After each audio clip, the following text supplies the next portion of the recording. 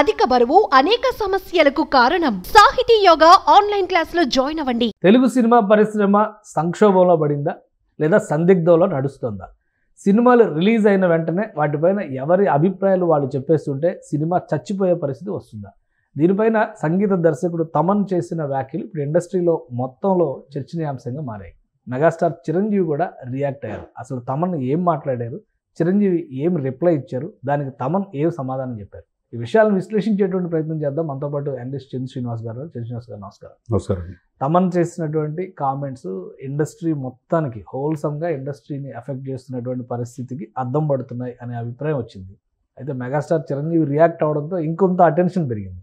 అసలు తమన్ ఏం మాట్లాడారు, దేని గురించి చర్చ నడుస్తుంది? 100% తమన్ గారు మాట్లాడేది కరెక్టేనండి. ఎందుకంటే డాకుమారా సక్సెస్ మీటింగ్లో ఆయన మాట్లాడిన మాటలు, ఒకవైపు సినిమా తీసి 24 క్రాఫ్ట్స్ దాని మీద ఆధారపడి కోట్ల రూపాయలు పెట్టి నిర్మాతలు అప్పు సొప్పు తీసుకొచ్చి సినిమాని జనాన్ని ఆరాధించడానికి ఖర్చు కూడా వెనకాడకుండా తీస్తాం. తీసినప్పుడు అది ఫ్రూట్లోనే పసిబిడ్డను చంపేసినట్టు ఈ సినిమాని చంపేసి మీ యొక్క ఫీడ్బ్యాక్లతో సినిమా రివ్యూలతో అలా చంపేయకండి అని చెప్పేసి ఆయన ఆవేదన భరితంగా మాట్లాడిన తీరు, సరే బాగోకపోతే ఓకే, బాగున్న సినిమాను కూడా ఇలా చంపేస్తే ఎలా అని చెప్పేసి, ఎందుకంటే గేమ్ చేంజర్కు ఆయనే సంగీతం, మ్యూజిక్ డైరెక్టరు, తర్వాత డాకుమారాజ్ కథనే కాబట్టి సినిమా విలువ తెలిసినవాడు. సినిమా బాగోపోతే మీరు చూడండి, వదిలేసేయండి. కాబట్టి ఈ సినిమా తెలుగు పరిశ్రమని హాలీవుడ్ స్థాయి వాళ్ళు కూడా ఆచరిస్తుంటే హిందీ పరిశ్రమ కూడా తెలుగు పరిశ్రమలో కథలు ఉన్నాయా, ఎవరు హీరోలు దొరుకుతారని చెప్పి ఆలోచించి ఈ సమయంలో ఎందుకు మంచి సినిమాని ఇట్లా కిల్ చేస్తున్నారు, ఎందుకు మీ రివ్యూలతో ఇంత బలి చేస్తున్నారు? అది మంచి పద్ధతి కాదు. సినిమా రష్ వచ్చి ముందే వచ్చేసి సినిమా అదే బస్సుల్లో కూడా సంక్రాంతికి చూసే పరిస్థితి వచ్చిందంటే పైరవీసీ ద్వారా ఎంతవరకు సమంజసం? నెగిటివ్ స్ప్రెడ్ చేయొద్దు. మీరు ఏం చేయకపోయినా పర్లా, కాముగా ఉండండి అని చెప్పి తన ఆవేదన భరితంగా అతను స్పందించిన తీరు ఇండస్ట్రీ మొత్తానికి ఒక చెప్పబెట్టులాగా ఉంది. ఎందుకంటే ఈరోజు గేమ్ చేంజర్ జరగవచ్చు, రేపు ఇంకొకరు జరగవచ్చు, అంతే కదండి. బట్ సినిమాగా చూడండి, సినిమా మీద ఆధారపడిన 24 క్రాఫ్ట్స్ అంటే ఒకటి, ఇప్పుడు అభిప్రాయం చెప్పడం నేరం అయితే అసలు ఏ అభిప్రాయం చెప్పకూడదు. బాగుంటే ఆకాశానికి ఎత్తేసి, బాగోపోతే అసలు ఏం మాట్లాడకుండా ఉండడం అనేది సాధ్యమైతే? రివ్యూ చేసేవాళ్ళు ఎవరైనా అభిప్రాయం చెప్తారు కదా. సినిమా బాగోనప్పుడు బాగాలేదనే మాట చెప్పడం తప్పెలా అవుతుంది? కాకపోతే ఇక్కడ ఏంటంటే భావ ప్రకటన స్వేచ్ఛ అనేది ఉంటుంది సార్, మీకైనా నాకైనా. ఆర్టికల్ 19 చెప్పేది అదే, ఆర్టికల్ 21 కూడా చెప్పేది అది. భావ ప్రకటన స్వేచ్ఛ ఉందని ఇతర మనోభావాలు దెబ్బతినే విధంగా చెప్పకూడదు. ఇతర సినిమా పూర్తిగా నీకు భావ ప్రకటన స్వేచ్ఛ ఉందని సినిమా చూడకుండానే రివ్యూలు స్టార్ట్ చేశారు దీనికి. సినిమా చూడకుండానే ఫస్ట్ షోలోనే నెగిటివ్గా స్ప్రెడ్ చేయడం ఎంతవరకు సమంజసం? ఇతర మనోభావాలు దాని మీద ఆధారపడిన వాళ్ళ మనోభావాలు ఎలా దెబ్బతీయగలవు? అదే ఆయన ఆవేదన వ్యక్తం చేశాడు. సినిమాగా చూడండి, మంచి సినిమాను కూడా మీ రివ్యూల ద్వారా కిల్ చేస్తే ఇంకా ఎట్లా వస్తాయి? మన సినిమా వైపు మిగతా హాలీవుడ్ బాలీవుడ్ కూడా చూస్తుంటే టాలీవుడ్ మీద అంత ఒకటి, ఇప్పుడు మంచి సినిమా అనుకున్నప్పుడు అత్తారింటికి దారేది సినిమా ఉంది, ఫస్ట్ పార్ట్ మొత్తం లీక్ అయిపోయింది. సినిమా రిలీజ్ అనేటువంటి టాపిక్ కాదు, లీక్ అయిపోయింది. రిలీజ్ అనేటువంటి మాట కంటే కూడా కనీసం ఒక 15 నెలల రోజుల ముందరే లీక్ అయిపోయింది ఫస్ట్ పార్ట్. అయినా సినిమా గ్రాండ్ హిట్ అయింది. అంటే సినిమాలో దమ్ముంటే ఎవరు ఎన్ని వేషాలు వేసినా కానీ దాన్ని ఆపలేరు అంటానికి అదొక ఉదాహరణగా చూడొచ్చు కదా. ఇప్పుడు సినిమాల్లో రాజకీయాలు పెరిగిపోయి ఈ పంచాయతీలు కొట్లాట్లు వస్తున్నాయా? ఒకరి సినిమాను ఒకరు వాళ్ళే ట్రోల్ చేసుకుంటున్నారు అనేటువంటి చర్చ నడుస్తుంటే అటు తిప్పి మీడియా మీద, సోషల్ మీడియా మీద, రివ్యూర్ల మీద, వీళ్ళ మీద పడడం ఎంతవరకు సమయం కాదండి. రివ్యూలు చేసే కొంతమంది పూర్తిగా సినిమా చూసి చూడకుండానే తన ఇష్టం వచ్చినట్టు చేస్తున్నారు. అదే ఎంతవరకు సమంజసం? ఇప్పుడు ఆయన తమన్ ఆవేదన ఇంతకుముందు ఎప్పుడుగో జోవిలిగా ఉండేది. తమను చిరంజీవి గారి ట్వీట్లు కూడా మనం చూసాం. తమన్, నీలో ఇంత ఆవేదన, నువ్వు ఇలా మాట్లాడతావు అని నేను అనుకోలేదు. నీ ఆవేదన నాకు అర్థమైంది, నాకు చాలా ఆలోచన కలిగించింది. కరెక్టే, ఎవరైనా, మీరైనా, నేనైనా, క్రికెట్ కావచ్చు, సినిమా కావచ్చు, ఇతర సామాజిక సమస్య కావచ్చు, మీరు లేవనెత్తి ఫేస్బుక్ ద్వారా కావచ్చు, సామాజిక మాధ్యమాల ద్వారా మీరు చెప్పే మాట ఏ విధంగా ప్రభావితుందో చూడాలన్నారు. అదేవిధంగా మాట చూడండి, words can inspire, words can destroy. అంటే మనిషి మాట ఏదైనా అంటే థింక్ పాజిటివ్ వే, సకారాత్మకంగా మనం ఆలోచించాలి, ఒక మంచి సినిమాని ఆదరించాలి. అదేవిధంగా నకారాత్మక నెగిటివ్గా వెళ్ళామంటే అది అంతవరకే పతనం అయిపోద్ది.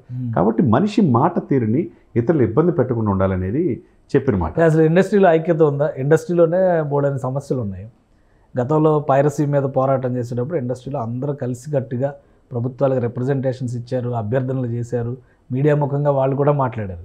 ఇప్పుడు ఎవరికి వాళ్ళే యమునా తీరే అనే వాతావరణం. దానివల్ల జరుగుతున్న నష్టం కంటే రివ్యూల వల్ల జరిగేటువంటి నష్టం ఎక్కువ ఉందా? రెండు విధాలు సార్. ఇప్పుడు ఇండస్ట్రీలో ఐక్యత లేకపోబట్టే కదా ఈ పరిణామాలన్నీ. ఇండస్ట్రీ అంతా ఒకటిగా ఉంటే, ఇప్పుడు దిల్ రాజు 450 కోట్లతో సినిమా తీశాడు.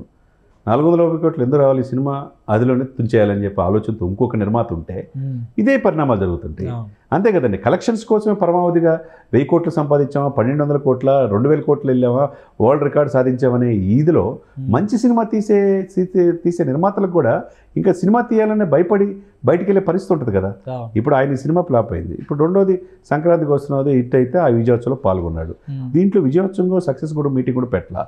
దీంతోపాటు తమను ఎందుకు ఆవేదన వ్యక్తం చేశాడు, ఆ సినిమా ఎంత విలువ, ఎంత బ్యాక్గ్రౌండ్ మ్యూజిక్ ఇచ్చాడు, ఎటువంటి మంచి సినిమా శంకర్ది, ఎటువంటి హీరో దాంట్లో నటించాడు, ఈ సినిమాలని పురిటిలోనే చంపేస్తే ఇంక ఏ విధమైన మెసేజ్ సమాజానికి వెళ్తుంది అనేది అది ఆవేదన. ఆవేదన ఎప్పుడు లేదు. ఎప్పుడు జోవియల్గా తమను మీకు తెలియదు కాదు. జోవియల్గా ఉండిన వ్యక్తి తన అంటే తన హృదయాంతరాల నుంచి బాధను చెప్పాడు. కాబట్టి మీరు సినిమాని మంచిగా చూడండి. తెలుగు పరిశ్రమ ఎక్కడికో అమెరికా దాటి ఖండాంతరాలు వ్యాపించి ఆఫ్రికా కంట్రీస్ కూడా వెళ్తుంది. అటువంటి మనలోనే మనం ఎందుకు ఇట్లా చేసుకుంటాం అని చెప్పన్నారు. అంటే మీరు అన్నట్టు దానివల్లే పోటీ పెరిగింది. మీ సినిమా కంటే మా సినిమా ఎక్కువ, మా సినిమా కంటే మేము ఎక్కువ కలెక్ట్ చేస్తాం.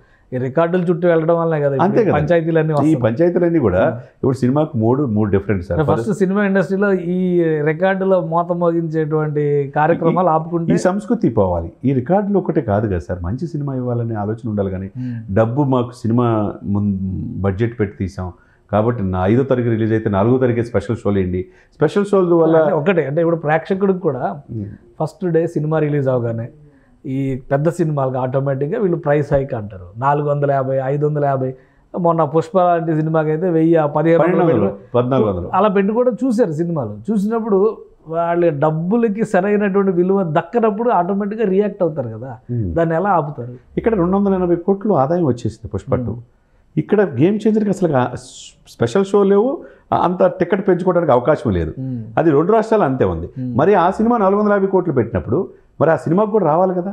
మరి ఆదిలోనే అంతా గేమ్ చేంజర్కి సంబంధించినటువంటి కుట్రల పైన జరుగుతున్న చర్చ, లేదంటే సినిమా ఇండస్ట్రీ మొత్తానికి సంబంధించిన సార్ సినిమా ఇండస్ట్రీ మొత్తం ఇప్పుడు 10వ తారీఖు రిలీజ్ అయిన గేమ్ చేంజరే.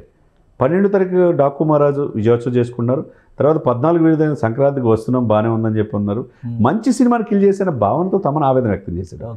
అదే సమయంలో ఇప్పుడు చిరంజీవి గారి ఇండస్ట్రీ పెద్దగానే కాకుండా ఆయన కొడుకు అనే కాకుండా ఒక మంచి సినిమా శంకర్ దర్శకత్వంలో రామ్ చరణ్ పాత్ర పోషించిన తీరు కావచ్చు, ఐఏఎస్ IPS, తర్వాత అప్పన్న పాత్ర పోషించిన తీరు ప్రశంసించారు. అదేవిధంగా అనేక మంది ఈ ఢిల్లీలో ప్రశంసించి, నార్త్లో ప్రశంసించి, తమిళ్లో ఎక్కువగా మెసేజ్ ఇచ్చే సినిమా, ఒక మెసేజ్ సామాజిక హితంగా తీసే సినిమాని ఆదిలోనే తుంచేస్తే ఇంకా ఏ విధమైన మెసేజ్ ఇస్తాం సమాజానికి?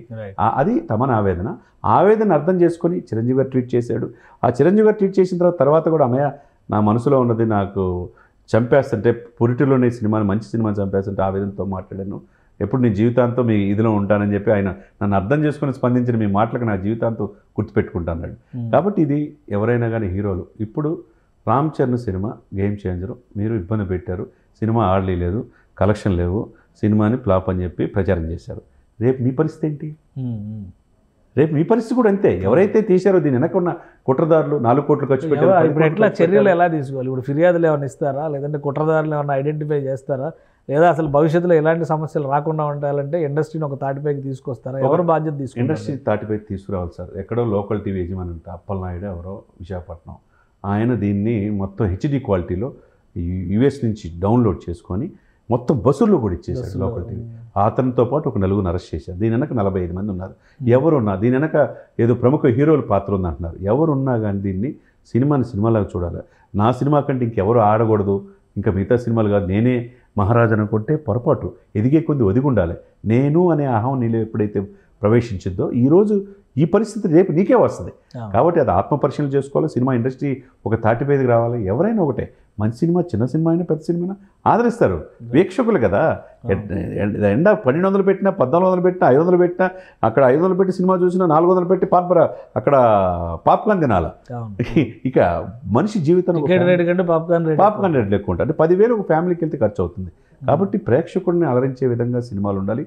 ఆ సినిమాలని స్టార్టింగ్లోనే ఇట్లా నెగిటివ్ పబ్లిసిటీతో తొక్కేయటం కరెక్ట్ కాదనేది అందరి ఆలోచన అనమాట. రైట్. థ్యాంక్ యూ చంద్రశ్రీనివాస్ గారు మీ అభిప్రాయం అందించినందుకు. ఇది తమన్ చేసినటువంటి వ్యాఖ్యలపైన మెగాస్టార్ చిరంజీవి స్పందించారు. దానికి మళ్ళీ రిప్లై కూడా తమన్ ఇచ్చారు. మొత్తం మీద ఇండస్ట్రీలో సినిమాని సక్సెస్ చేసేటువంటి క్రమంలో ఒక సినిమాని తగ్గించి మరొక సినిమాని హిట్గా చూపించేటువంటి క్రమంలో ఒకరిపైన ఒకరు జరుగుతున్న కుట్రల వలన ఇండస్ట్రీ నష్టపోతుంది, కళ నష్టపోతుంది అనేటువంటి అభిప్రాయాన్ని తమన్ వ్యక్తం చేశారు. మెగాస్టార్ చిరంజీవి కూడా ప్రతి సినిమా ఎదగాలి, ప్రతి సినిమా హిట్ అయితేనే ఇండస్ట్రీలో ఉన్నటువంటి వ్యక్తులకి ఉపాధి మార్గం అవుతుందని చిరంజీవి గారు చేసినటువంటి ట్వీట్.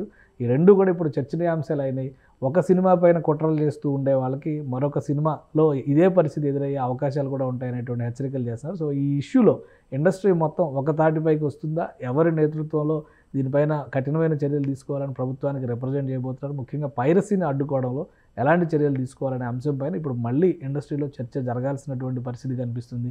రివ్యూల విషయంలో నియంత్రణ ఏ విధంగా ఉండాలి, ఇతర రాష్ట్రాలు ఎలాంటి విధానాలను అవలంబిస్తున్నాయనేటువంటి అంశాలపైన కూడా చర్చ జరగాల్సిన పరిస్థితి కనిపిస్తుందని చంద్ర శ్రీనివాస్ గారు విశ్లేషిస్తున్నారు. ఇది special discussion. Keep watching. Suman టీవీలో మీ పర్సనల్ అండ్ బిజినెస్ ప్రమోషన్స్ కోసం కింది నెంబర్కి కాంటాక్ట్ చేయండి.